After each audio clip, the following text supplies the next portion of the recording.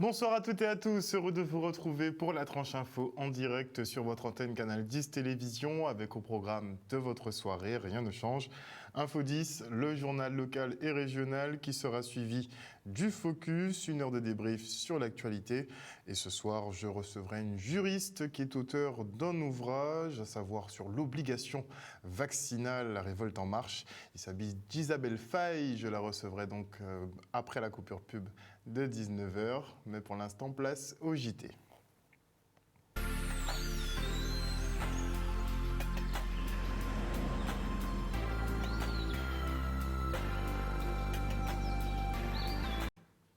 Nous sommes le mercredi 9 mars 2022 et l'homme greffé avec un cœur de cochon est décédé aujourd'hui, donc 2 mois après sa greffe. On part pour les titres.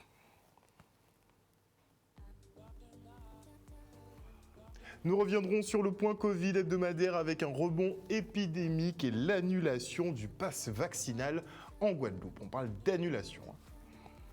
Puis nous visiterons le chantier du nouveau centre hospitalier universitaire de Perrin qui sera livré dans les temps d'ici fin 2024. Et nous dresserons le bilan des douanes qui ont effectué plus de 620 millions d'euros de recettes pour l'année 2021.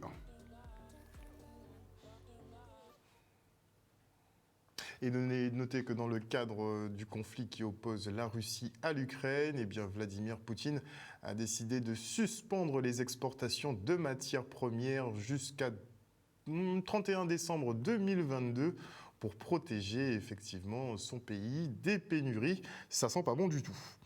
Et on part maintenant pour le traditionnel point Covid hebdomadaire. Et aujourd'hui, le préfet de région Alexandre Rochat nous annonce un rebond épidémique, mais pas catastrophique. Pour sa part, Florelle Bradamantis, directrice adjointe de l'ARS, eh bien, la situation est critique, fragile et impose de respecter les gestes barrières. Et s'il y a un regain au niveau des cas, eh bien, il n'y a aucun impact sur la situation hospitalière. Cette semaine, l'on compte 2 admissions en réanimation, ce qui porte à 11 le nombre total de patients en réanimation Covid pour la Guadeloupe. 5 infirmiers sont venus en renfort d'Hexagone, visiblement pour pouvoir armer ces lits. Il faudra des explications là-dessus. On compte aussi 6 décès avec une moyenne d'âge de 83 ans. Les mesures sanitaires, elles, sont maintenues pour 1 semaine encore, à savoir le port du masque principalement et les gestes barrières. Le couvre-feu est également maintenu avec une dérogation pour les boîtes de nuit. Le pass vaccinal, lui, ne sera pas appliqué en Guadeloupe puisqu'il doit être annulé, enfin il va être suspendu en France le 15 mars prochain, donc pas d'application ici en Guadeloupe, mais ils n'ont pas manqué de préciser que le pass sanitaire, lui, est maintenu. On les écoute. Les 2 premiers jours donc, de cette semaine 10, donc lundi 7 mars et mardi 8 mars, nous avons un rebond épidémique, on peut parler vraiment de rebond, puisqu'on observe sur ces 2 jours un nombre de nouvelles personnes contaminées de 1413. Concernant la pathologie Covid, nous avons 8 réanimations Covid au CHU, 3 au CHBT, ce qui nous fait dire que sur l'ensemble du département, nous en sommes à 11. Nous avons un renfort, nous avons eu des renforts du national pour venir peupler les lits de réanimation, couvrir les patients qui y sont pour leur prise en charge. Et nous avons ainsi 5 infirmiers qui y sont. Cette semaine, 9, nous avons enregistré 6 décès. 5 au CHU, 1 décès en HAD, moyen âge de 83 ans. Donc on a une situation qui est stable pour le moment côté hospitalier, une augmentation donc des 6 décès. Une augmentation de la circulation virale, donc quelque chose qui se passe là en début de semaine. Classiquement, s'il y a un impact hospitalier, celui-ci va s'observer d'ici quelques jours. Donc là, on est dans une situation qui est critique, qui est fragile et qui impose que nous soyons très actifs, très proactifs sur un certain nombre de choses qu'il nous faut mettre en place. Le deuxième point que je souhaitais mentionner, cela concerne le pass vaccinal. Comme vous le savez, ce pass vaccinal, le Premier ministre l'a annoncé la semaine dernière, va être suspendu sur l'ensemble du territoire national à compter du 14 mars prochain. Vous vous souvenez que c'était il y a une dizaine de jours, j'avais annoncé, après concertation avec les élus, que nous allions repousser l'application potentielle du pass vaccinal à fin mars. Et qu'à mi-mars, nous allions faire un point sur son application en prenant en compte notamment la situation de la doctrine nationale. Cette doctrine, je l'ai mentionné, c'est celle de la suspension. Nous allons donc suspendre ici aussi en Guadeloupe l'application du pass vaccinal. Donc le pass vaccinal ne s'appliquera pas en Guadeloupe, comme il ne s'appliquera plus dans l'Hexagone à compter du 14 mars prochain. Donc à compter d'aujourd'hui, il n'y aura pas d'application du pass vaccinal. Je parle bien du pass vaccinal.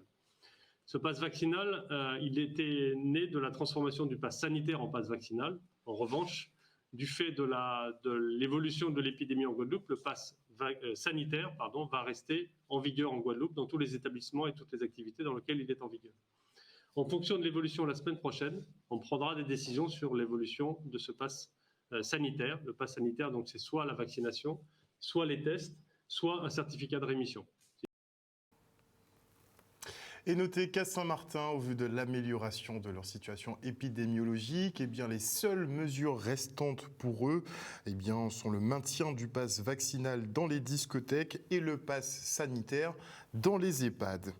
Et vous l'avez entendu, l'hôpital de Pointe-à-Pitre, le CHU de Pointe-à-Pitre n'est pas sous tension en ce moment, mais des renforts d'Hexagone ont tout de même été appelés. Ça pose effectivement la question des effectifs suffisants et des suspensions qui ont été opérées au CHU de Pointe-à-Pitre. Au-delà de ça, on apprend effectivement qu'il n'y a pas de médecins en ce moment à la Désirade, une situation particulièrement dramatique pour les familles qui y vivent. Au Saintes, on est visiblement, on a la même problématique au Saintes. Il y a un des deux médecins qui s'en est allé, n'a toujours pas été remplacé, donc c'est très compliqué pour ces territoires insulaires de pouvoir consulter. Et notez effectivement que les élus se manifestent aussi par rapport à ces suspensions. Éric Jalton apporte son soutien moral à Denis Deloumeau. Vous savez, cet agent hospitalier qui a été suspendu pour avoir refusé l'obligation vaccinale avec ses injections expérimentales. Il est en grève de la faim depuis 12 jours maintenant. Éric Jalton, une fois de plus, à l'instar de bon nombre d'élus, dit-il, d'organisations syndicales, associations et politiques guadeloupéennes, réaffirme son opposition à cette obligation vaccinale sélective, scélérate et inutile sanitairement compte tenu de l'état actuel des connaissances médicales concernant le Covid-19 et ses variants et des besoins criants de personnel soignant pour la Guadeloupe. Je reprends pour vous. Il réaffirme son opposition à cette obligation vaccinale sélective, scélérate et inutile sanitairement. Le chantier du futur CHU de Perrin, lui, avance bien. Malgré les aléas de la gestion de crise Covid, l'établissement de santé devrait être livré dans les temps, en l'occurrence fin 2024. Le comité de pilotage était en visite de terrain sur ce chantier unique de 80 000 mètres carrés. Le reportage. On est vraiment dans du chantier qui avance et surtout, on a du concret maintenant sur les dates. Puisque les différentes échéances sont connues. Elles nous obligent en termes de calendrier, mais fin 2023, si on veut schématiser, la livraison des premiers bâtiments, mars 2024, la remise des clés du bâtiment, et puis ensuite un temps de préparation pour l'arrivée des patients pour la fin de l'année 2024. Donc vous voyez que c'est dans un an et demi, on sera maintenant vraiment dans l'opérationnel. Le comité de pilotage, comme son nom l'indique, consiste à piloter un chantier qui est conséquent, qui fait intervenir plusieurs intervenants, notamment en termes de décision publique. Et donc aujourd'hui, on a pris connaissance de l'avancée du chantier par rapport au dernier COPIL qui a eu lieu au mois d'octobre, et puis permis d'affiner les dates qui sont maintenant connues de livraison des premiers bâtiments fin 2023, de remise réellement des clés entre guillemets du futur CHU début 2024, et puis d'une phase de qualification de préparation de la mise en route de ces bâtiments pour accueillir les premiers patients plutôt fin 2024. Il y a eu un petit décalage du fait de la crise Covid dans les premiers qui ont décalé légèrement, mais on est vraiment dans ce qui avait été annoncé quand la première pierre ici a été déposée il y a quelques temps, et donc on est vraiment dans les échéances qui sont tenues pour un chantier qui est majeur. On le disait tout à l'heure avant que vous n'arriviez, mais c'est un chantier qui est unique en Guadeloupe en termes de volume, en termes de taille, mais aussi unique en France métropolitaine, hexagonale et ultramarine. Il n'y a pas d'autre chantier du CHU de cette taille-là, 85 000 m², 600 millions d'euros. Et puis un autre point qui est extrêmement important, c'est que ces 580 millions d'euros, presque 600 millions d'euros, sont des crédits qui sont de l'État et non pas, c'est pas le cas de tous les autres hôpitaux qui sont financés par, comme vous savez, la sécurité sociale. Nous ici, c'est des crédits État parce que l'État a bien mesuré les enjeux de la santé ici en Guadeloupe après l'incendie du CHU et le besoin de construire un bâtiment moderne et qui réponde à toutes les exigences. Les services des douanes, eux, se félicitent des chiffres réalisés pour l'année 2021. 627 millions d'euros collectés et principalement redistribués aux collectivités locales. Des finances constituées par la taxe sur les produits pétroliers, l'octroi de mer, la taxe pour le tabac ou encore les droits de port. On n'oublie pas les saisies qui ont été fructueuses également. On compte plus d'1 tonne de produits stupéfiants, beaucoup de cocaïne. 19 000 articles de contrefaçon, 75 000 euros d'avoirs criminels, un trafic d'animaux rares démantelé et des statuettes de l'art précolombien ont été retrouvées. On fait le point. Pour 2021, ce qu'on peut constater, c'est qu'avec un montant supérieur à 627 millions d'euros, les recettes sont en augmentation par rapport à 2020, sachant que 2020 était une année atypique puisqu'il y a quand même eu le confinement. L'année 2021 a presque rejoint l'année 2019, je dis bien, et est supérieure à l'année 2018. Ce qu'il faut savoir, ce qui est important, c'est que les recettes qui sont perçues ici par la douane sont pour une grande partie redistribuées aux collectivités locales de Guadeloupe.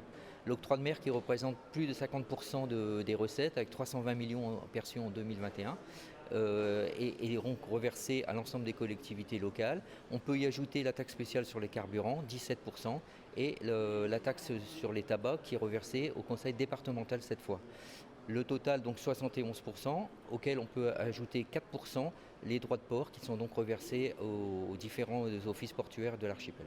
Nous avons tenu aujourd'hui à présenter nos résultats de l'année 2021 qui sont des résultats records dans un certain nombre de domaines et quasiment la totalité de nos indicateurs. Alors d'abord les produits stupéfiants avec plus d'1 tonne de saisie de produits stupéfiants, dont 966 kg de cocaïne, 2,7 tonnes de tabac de contrebande qui viennent en général des îles du Nord, mais également 19 000 articles de contrefaçon. Et puis à ça s'ajoute un certain nombre de résultats, comme 75 000 euros saisis d'avoirs criminels, mais également des espèces protégées par la Convention de Washington, avec des espèces de pitons royaux, de caméléons casqués, 54 espèces au total, et puis également des statuettes de l'art précolombien, donc qui correspondent au pillage de pays d'Amérique du Sud, que les douaniers de Saint-Martin ont pu trouver.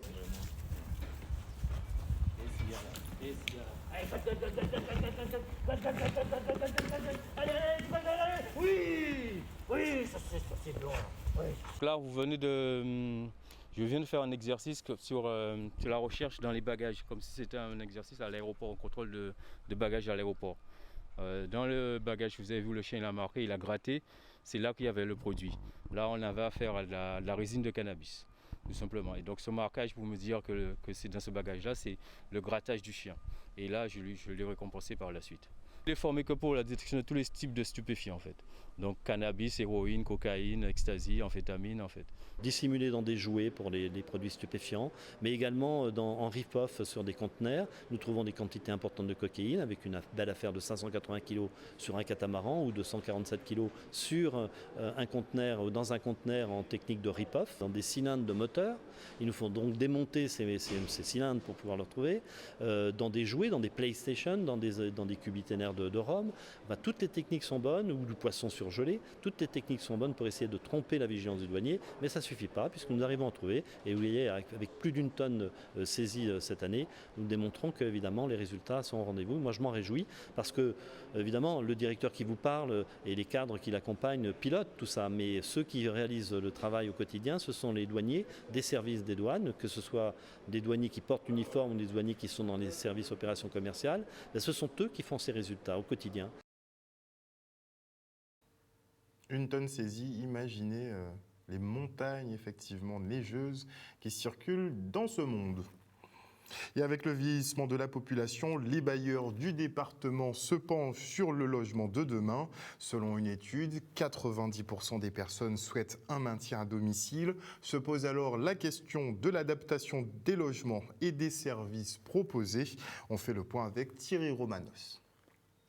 Effectivement, au sein des 5 bailleurs que je représente aujourd'hui, on a voulu, compte tenu du constat que nous avons une population de plus en plus vieillissante dans notre parc et d'une manière générale dans le département, avec le faible taux de natalité et avec cet exode de nos jeunes, nous nous retrouvons donc face à une population qui est vieillissante.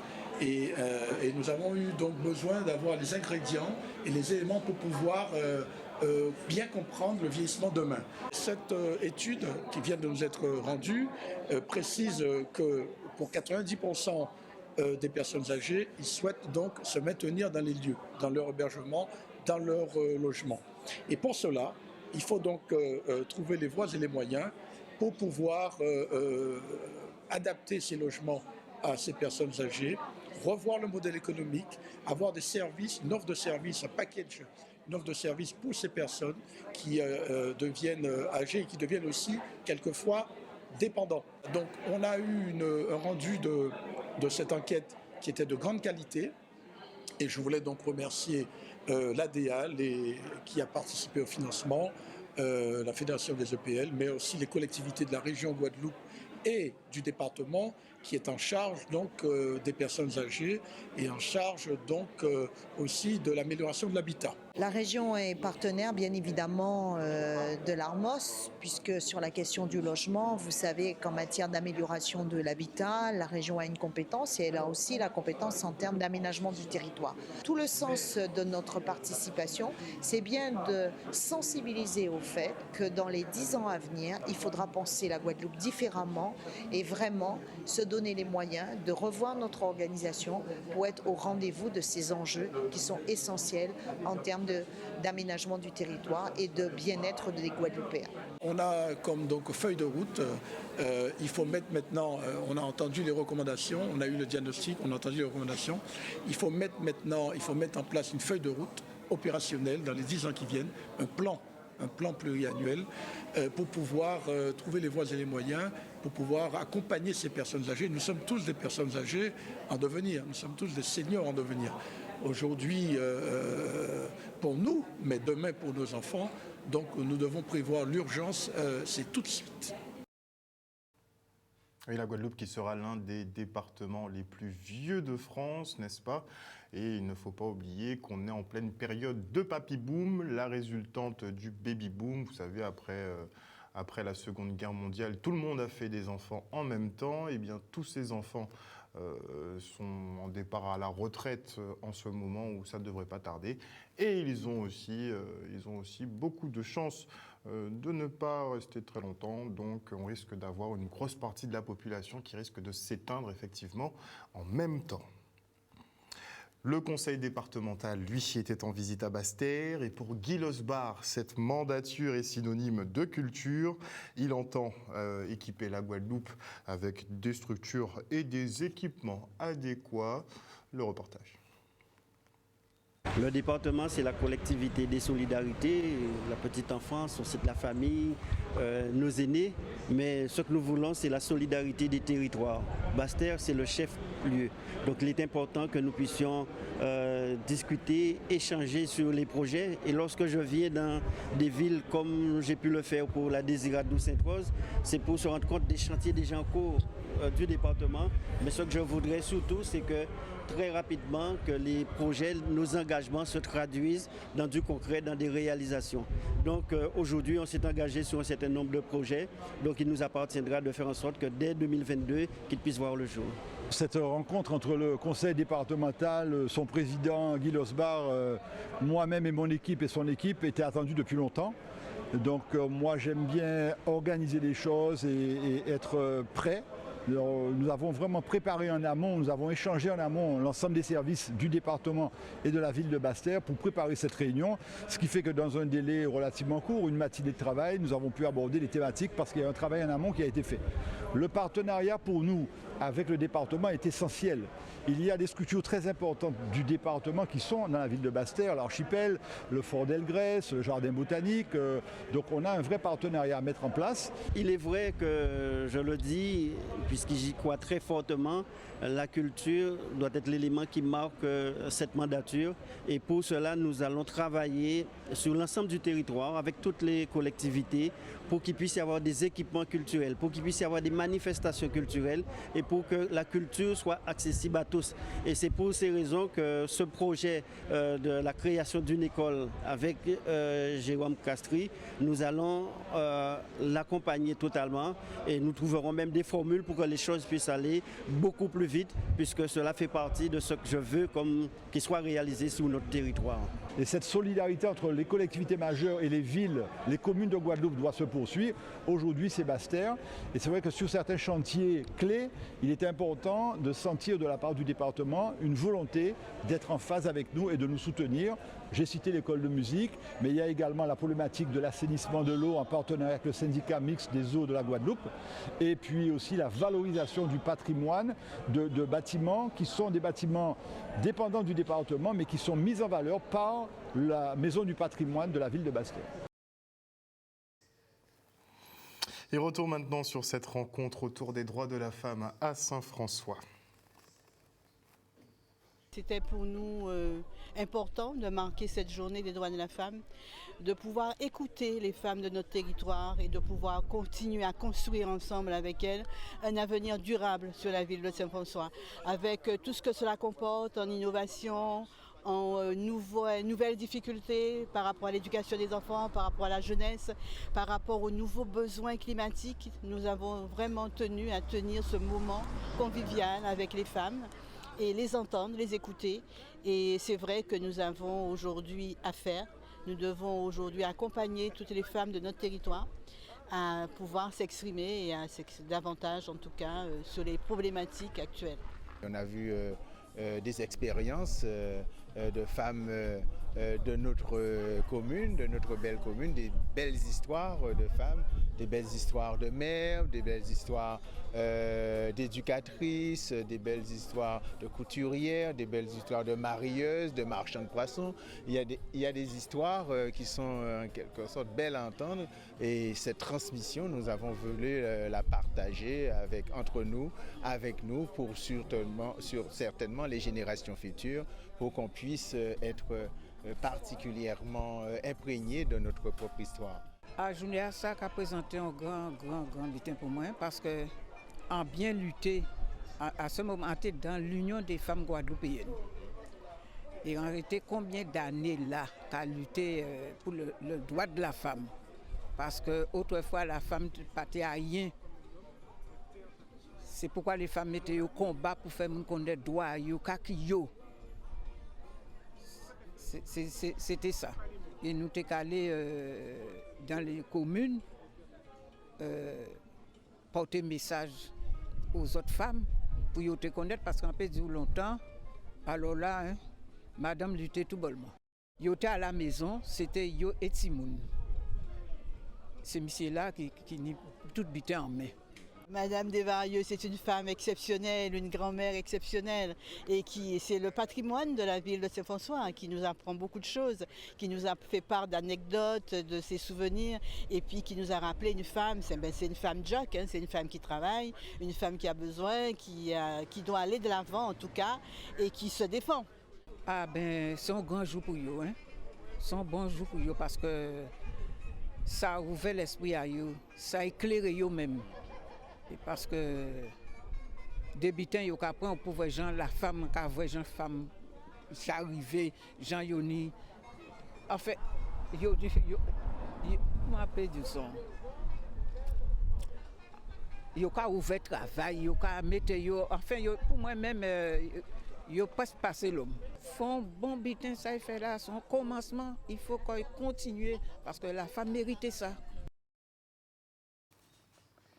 Voilà, chers téléspectateurs, nous sommes arrivés au terme de cette édition. Rappel d'une des principales informations de ce journal, à savoir que le pass vaccinal ne sera pas appliqué ici en Guadeloupe, vu qu'au national, il sera suspendu le 14 mars prochain, donc dans moins d'une semaine. Le pass sanitaire, par contre, lui, sera maintenu, donc ils vont continuer un petit peu leur gymnastique entre les deux passes, probablement le temps de l'élection. On verra ce qui se passe après. En tout cas, passez une excellente soirée à l'écoute des programmes de Canal 10 Télévision. N'oubliez pas que chez nous, vous faites l'information que nous diffusons. Le journal revient demain à 18h30. Passez une bonne soirée sur notre antenne. Bisous, bisous tout le monde.